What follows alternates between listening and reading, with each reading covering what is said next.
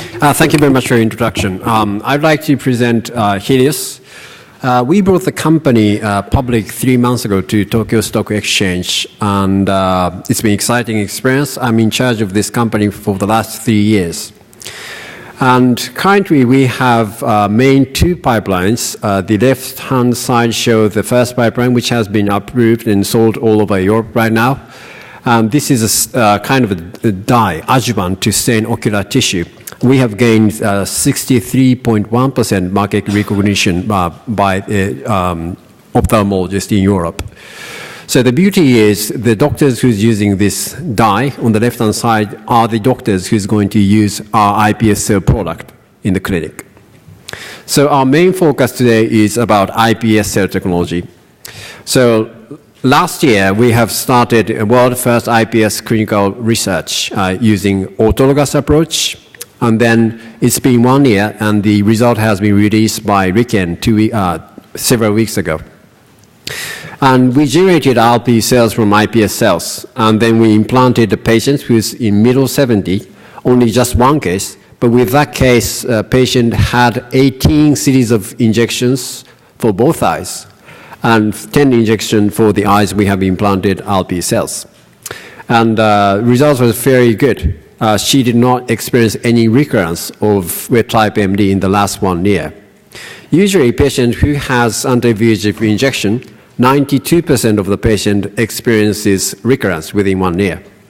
So we are expanding this clinical research to actual clinical trials starting in 2017, and we are hoping to gain approval in Japanese market in 2020.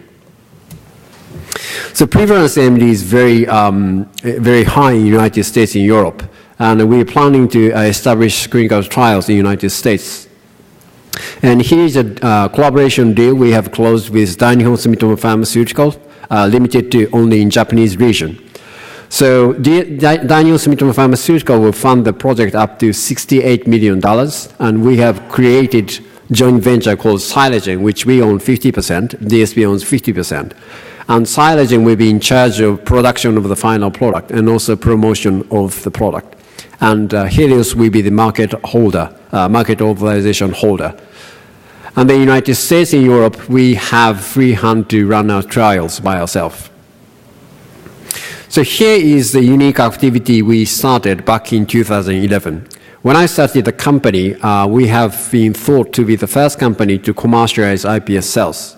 So we thought how we're going to run this company would affect the whole iPS industry. So we went to Japanese Ministry of Economy and then asked for their opinion. And their opinion was very clear. They wanted us to form iPS cell value chain so that we can bring technologies which did not exist at the time. So we did talk to several key companies, starting from IPS Academia Japan, which holds all the intellectual property associated with the IPS. And then Nikon and Shibuya Kogyo, Shibuya Industry is manufacturing automated cell culture system. In Japan, somehow we are focusing two-dimensional automated cell culture system historically.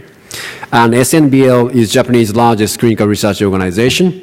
And DSP and Healios entered a joint co-development agreement. And the unique point is the blue box shows they are our shareholders. We have raised $30 million from those companies, as in Series A. So the current timeline is 2017. We're initiating trial in Japanese market. And then under the new regulation, we're planning to obtain approval 2020. So then I'd like to introduce platform technology. So if we look back the history of regenerative medicine from the future, I think we are at the time of dawn. Now we have 2 approved products in Japanese market, JCR's MSC, and also cardiac seat developed by Thermo. And ophthalmology field gives us very unique opportunity. We can expect that we will be able to use allogenic RP cells to cure, and we have mass cultivation system. Now the regenerative medicine product can be very profitable, finally. But in order to expand the market or to give cure for many patients, there was one missing link here, which was we can induce so many different types of the cells from iPS cells, but no one knows how to form organ. But there was one very clever researcher in Japan whose name is Dr. Takebe.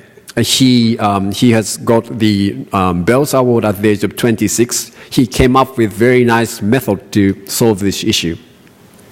So this technology is called organ bud technology. It's a conceptual patent, and also it has been issued in Japan and globally.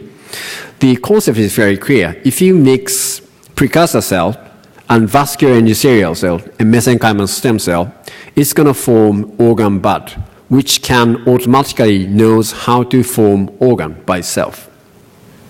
So I'm not sure I can move this. Oh yeah, it's coming. Thank you very much. So by mixing 3 types of cells, cells start to recognize themselves as an organ. They start to shrink itself and form spheroid. And by implanting this spheroid, the spheroid start to structure itself, vasculature and organ structure by itself. We have seen the structure of liver, and we are planning to initiate world-first clinical research using this technology in 4 years' time for the patients who are suffering from congenital liver enzyme deficiency disease. So here's what the organ bud does. Day 0, we have implanted organ bud to the brain of the mouse. On day 2nd, on day 3rd, we can see the lead perfusion of the blood circulation. And when we stain the vasculature, we can see the formation of artery and vein by itself.